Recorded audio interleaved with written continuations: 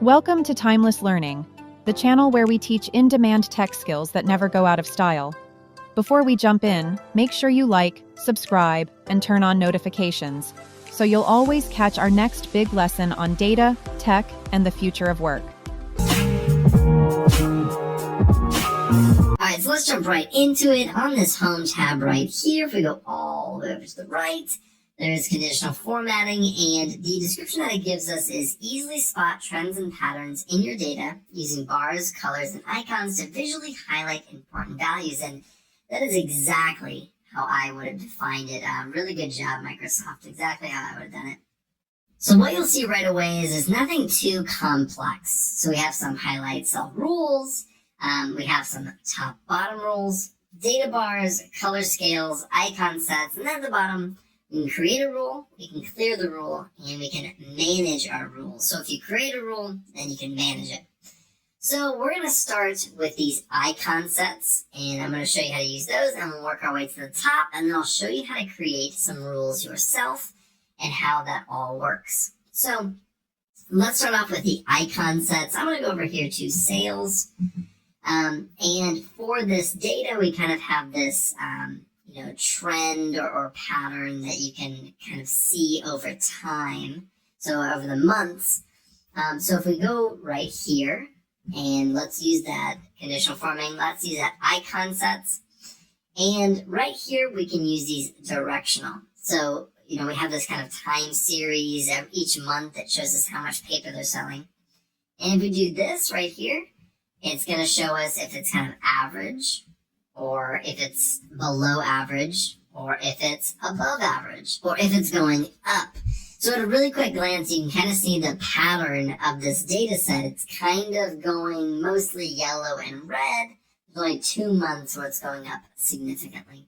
Now, we don't have to only do that for one row or one column. You can apply it to all of them, but as you can see, all of these are red. Now, why are they all red? It's because they're using numbers for everything. So they're comparing these 24s and these 50s and 65s against these 450s and 750s, and so they're all going to be red. But if we do it individually, if we do it each row, if we take it just like this, and then we go to icon sets and do it, it's going to be much more representative of the actual printers, not of all the numbers as a whole. And you can do other things. The arrows are ones that you'll probably see the most often. That's the one I've used if I ever do use them. But you can, do ones like this, where they have, kind of a trend upward or a trend downward. And so there's just several more arrows. This one only gives you 3. As you can see, this one gives you 5. And you can do, colors or shapes or different indicators and all these different things. And honestly, it's kind of whatever you want to use, whatever makes sense for your data. But, I've really only ever seen like these colors being used. I've never really seen these flags or anything like that. But again, it just depends on what industry you work in. You might see that. Let's go right over here to the demographics. And let's look at our color scales. Now, color scales are going to be probably the most obvious thing that in data bars are going to be the most obvious things in here. If you go right here and you look at this color scale, if it's high, if it's among the top ones, it's green. The lowest, it's red. And you can change that to really any colors you want, any colors that they offer you.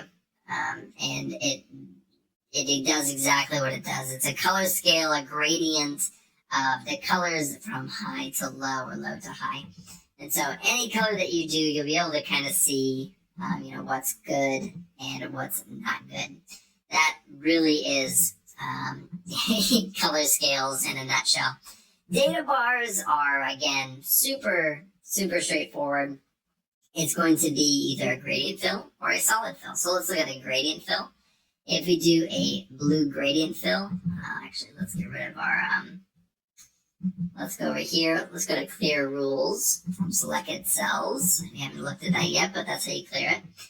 Let's go to data bars, and we'll use this blue gradient. So with this blue gradient, this one is the highest one, so it's going to be completely filled. and this one is 36,000, almost half of this, pretty close, and so it's almost half. This one, again, it's not used very often. You don't see these a lot, to be honest. You just don't. But if you do see it, that's how you use it. That's how it can be done. Again, pretty easy. As I just showed a second ago, if you want to clear the rules, you can clear it from the selected cells. That's what we're doing. So I have column G selected, and I'm gonna clear that. If you want to clear the rules to the entire sheet, you can do that as well. So it would affect every single column and row. We'll just do this for now. So now let's go look at the top bottom rules. So this is the top 10 items, top 10%, bottom 10 items, bottom 10%, above average, and below average. And they're going to do exactly what you think they are going to do. If you select above average, it is going to select or highlight the cells that are above the average in column G. So let's look at the salaries that are above average. All right. And so the ones that are at the very top are Michael Scott's, Toby Flenderson's, and Dwight Schrute. No shock there. I believe the average is somewhere around like 48,500 or something. So I think this one just is just below it. And so all these other ones are below average. And that's just because, Michael Scott and Dwight Schrute and Toby are kind of bringing up that average quite a bit. So everyone else is going to fall beneath that. And so at a super quick glance, you're able to just highlight the cells and you're able to see who is above average. And, you can do this in a lot of different ways in Excel, but this is just a really simple, fast way to do that. Let's get rid of that real quick. And let's go back up here. And now we can, let's go to top bottom rules. And now we can see the below average. And it's going to highlight all the other ones. And so it works exactly how you think it is going to work. And this is the default way that it highlights these cells. So it highlights them this kind of see-through red, and then it highlights the actual text or the characters in there red as well. Now, I'm not going to go through and show you every single one of these top bottom rules. I think they're pretty self-explanatory. I just kind of wanted to show you what happens when you do use one of them. It's going to highlight that cell. So let's go up here to the highlight cells rules. And honestly, these are the ones that I use by far the most. All these other ones combined, I do not use more than this highlight cells rules. And the one in here that I use more than any other conditional formatting rule is this duplicate values. So I'll start with that really quick, and I'll kind of show you a few of these other ones. But this duplicate values, to me, is one of the most useful ones. And so let's kind of show you how that works. If you go to the start date, you can see that we have a duplicate value right here. And if we go over here to conditional formatting, highlight cells rules, and duplicate values, it is going to highlight the duplicate. And that says duplicate right here. Now we can go through here and click on unique. And then it would highlight all the ones that are not duplicates. So you can use it, it's kind of in a similar inverse way. It's just different, but I use the duplicate almost always. Another thing that you can do is go over here and you can change the color, or you can even do a custom, which I almost never do that. It's not something I spend a lot of time doing. I typically just stick with this one. So you can do that, and it's going to highlight, something that has a duplicate value in there. Now, why do I use this so much? Well, I work with a lot of different types of data sets, but one thing that you'll find in almost all of them is they have some type of ID, and they're going to have some type of personal information, whether that's a social security number or an address or, or a cell phone number or something like that. There is going to be data that is going to identify that person. Now, I work a lot with pharmaceutical data, a lot with pharmacy data, as well as healthcare data. So like names, social security numbers, addresses, phone numbers, all of those things, all that customer or client information. And oftentimes when I get a new data set and I have it in Excel, or I convert it to Excel, I will start using these duplicates to try to find issues with the data, and I find them all the time. Either there's an employee ID or some type of customer ID or client ID that has a duplicate in there that should not be in there, or there's multiple social security numbers, or there's an issue in some other way, and I'm able to find those things and spot those patterns using these duplicates. And I promise you, I use this one almost every single time I open a new data set or I work with a new client working with their data. And so I wanted to show you this one. I wanted to really press upon you that this one is a really, really, really good one to know and learn how to use. It's not complicated. It's not hard. It just shows you, if there's a duplicate value. But I wanted you to know how I use it and how often I use it, so that you can, pick that up and put that in your toolkit, in your back pocket, so that you can use that later on if you have a similar need, or if you're trying to do something similar to what I was just talking about. So that is how duplicates work. Again, super great. It's obviously not super useful when you're only using 10 rows, but when you have, 50,000, 100,000, and there should be 0 duplicates in there, and you highlight it, and then you come right here, use the filter, and we're going to filter, and we're going to sort by the color, and it allows you to sort by the color, and you have duplicates in there, then that's a problem. And you identified a problem super quickly. And some of those things, they slip by because nobody checks it. And so that's something that I often check. And if you go here and you sort by color and there isn't an option to do this pink-red color, and that means there aren't any duplicates, and that's a really good thing. Most of the time, that's a really good thing. So let's go ahead and we're going to clear that, as well as get rid of our conditional formatting rules. Now, another one that I use a lot is this one right here, which is the text that contains. Honestly, this one comes a lot in handy, especially when you're looking for like a specific keyword. In my case, a lot of times I was using this when I was going through drug names. I am not a doctor. I do not pretend to be a doctor. And so when I was looking for lorazepam or something like that, I would just search for like Loraz or something, and not Lorax, but Loraz, I would just search for it, and then all the ones that contain that would pop up. I can bring them to the top and I can see them. And to me, that's super, super useful, and I would do that all the time. And so in this case, we're looking at emails, and let's say we only wanted to pull all the ones that are Gmail. And so now we can go through and we can, click OK, and that's going to pop up. Or we want all the ones that have Dunder Mifflin. And if we click on that, all the ones that are Dunder Mifflin come up or have Dunder Mifflin in it. And again, we can sort by, or we can, and so we can sort by right here, and we can bring all those to the top. And so super, super useful. And another use for it that you may not think of is something like if it's, there's some incorrect data in there.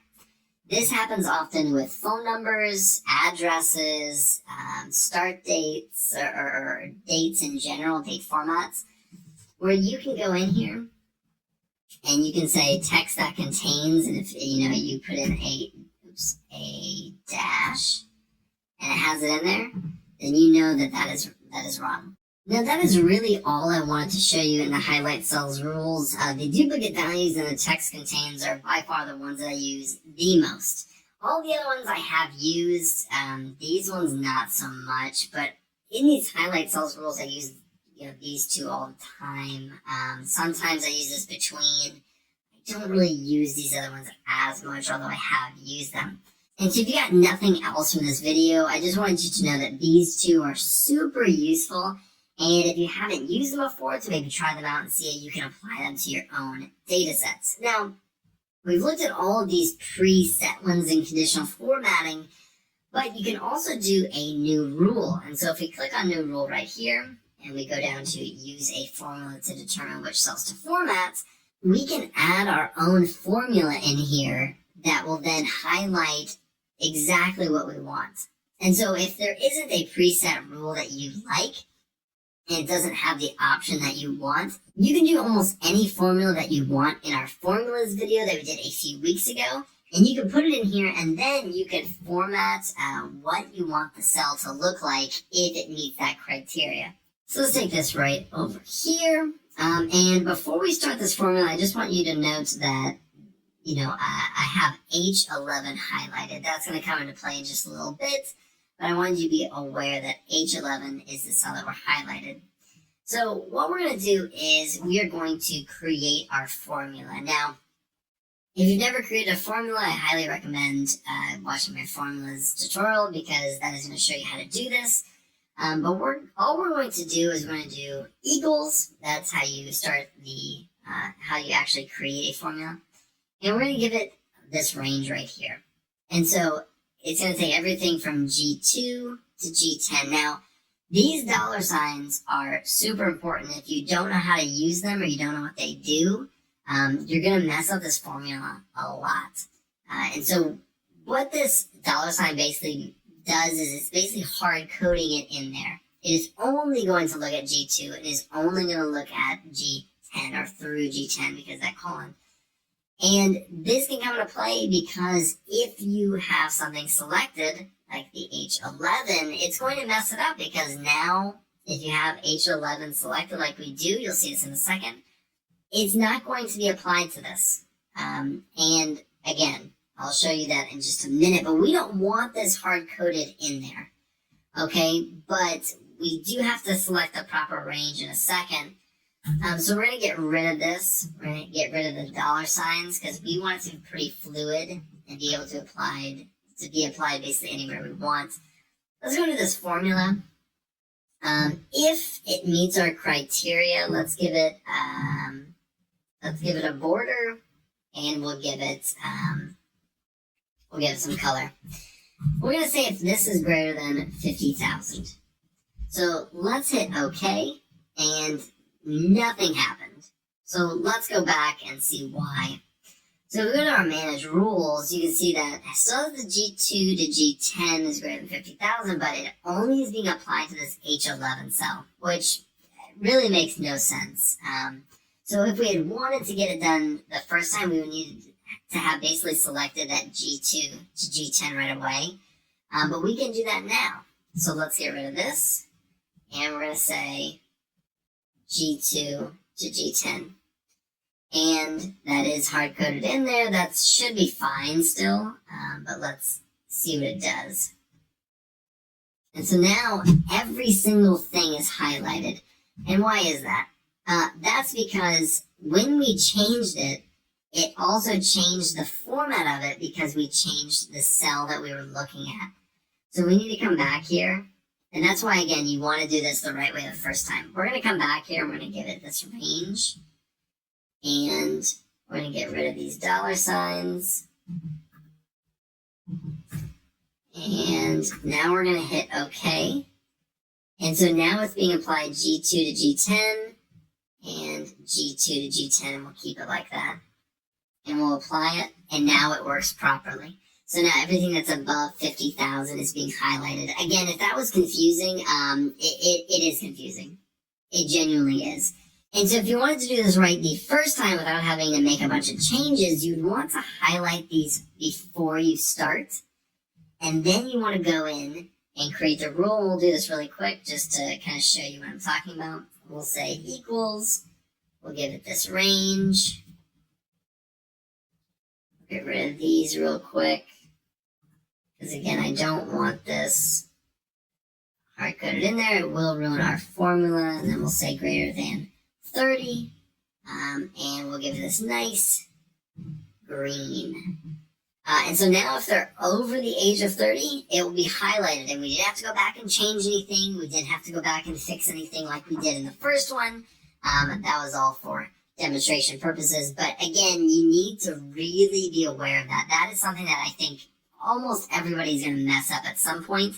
If you don't already know about it, then you definitely are going to make that mistake. Now, if we come over here in this area, we go to our manage rules, and not just the current selection, but this whole worksheet, Then you can see that we have these two formulas. Now you can go in and edit any of these by double clicking or clicking on it and then hitting edit rule. You can also delete these rules or duplicate these rules. I just wanted to show you what you're able to do with them. But if we go ahead and we get rid of this, so let's say we delete that rule and we hit apply, the rule is going to go away. It's as simple as that. So that is how you can create your own rule. I want to be, again, very specific in the fact that that is a confusing piece. And if you mess that up, you're going to be, fixing a bunch of different stuff and not understanding why your rule is not working properly. It's just because it's confusing. Those dollar signs are really important to watch out for.